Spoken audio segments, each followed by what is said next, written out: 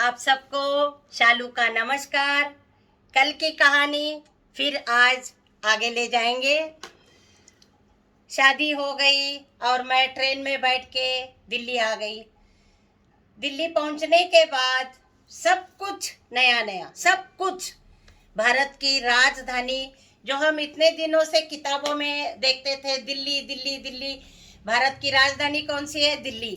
तो शालू देखते देखते एक छोटे से गांव से दिल्ली पहुंच गई।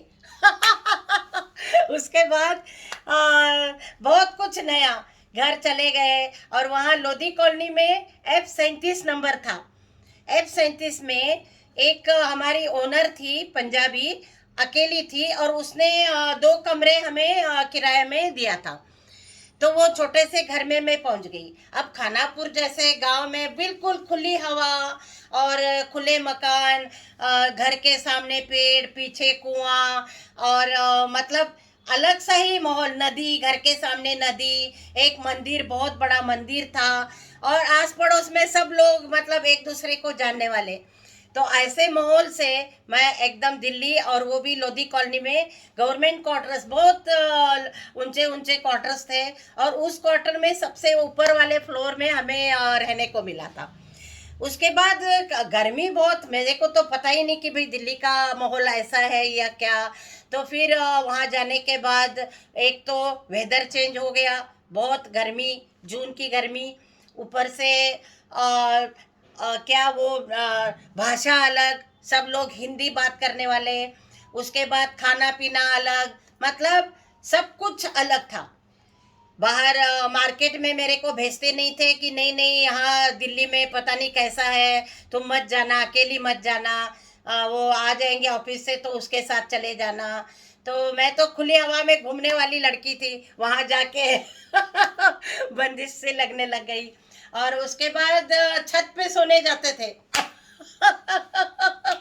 और सारी जिंदगी में कभी ऐसे छत पे सोए ही नहीं थे और मुझे तो नींद ही नहीं आ रही थी। ऊपर आसमान, चांद नजर आ रहा है और नीचे वो मतलब चारपाई, और उसमें सोना पड़ता था क्योंकि गर्मी इतनी थी। अब ये गर्मी तो मेरे लिए बिल्कुल नहीं थी। फिर बहुत ही मुश्किल से मैंने अपने आप को एडजस्ट किया। घर में भाषा नहीं आती थी। सुबह ये ऑफिस जाते थे 9 बजे, उसके बाद शाम को 6 बजे घर आते थे और तब तक मेरे को ऐसे लगता था मैं अकेली हूँ, अकेली हूँ। घर में सास थी, मेरी जिठानी थी कस्तूरी, और मेरे जेठ थे, और एक रवि था हमारे घर में, सब बड़े जेठ का लड़का मेरे रवि था।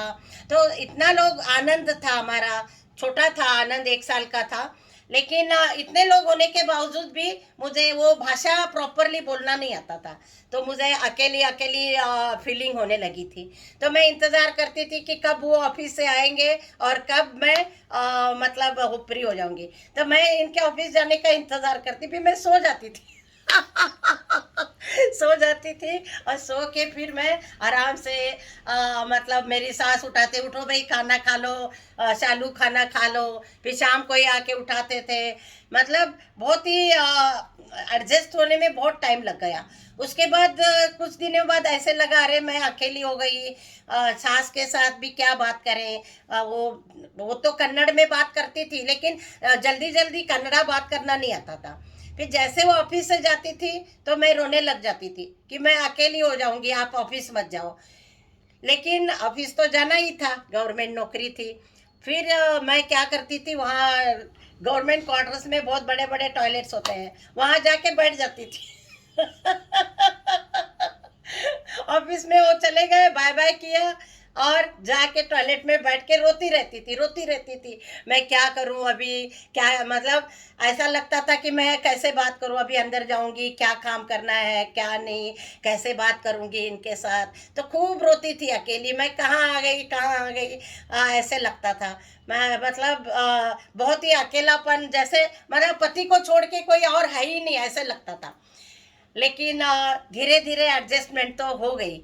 ऐसा नहीं है। धीरे धीरे इन्होंने भी बहुत कुछ समझाया, और फिर घूमने फिरने भी ले जाते थे बाहर। शाम को ऑफिस से जाते थे तो मैं तैयार होके बैठती थी, फिर कहीं घूमने के लिए इधर उधर सब जगह पूरी दिल्ली धीरे धीरे करके उन्होंने दिखाई। और फिर बहुत ही अच्छा टाइम बीतने लगा था शादी के बाद। मतलब सब कुछ, एक गांव और एक इतना बड़ा शहर दिल्ली जैसी राजधानी में, मुझे क्या क्या फीलिंग्स हो गई और भी क्या क्या नया एक्सपीरियंस हो गया, वो मैं कल आपके साथ फिर शेयर करूंगी।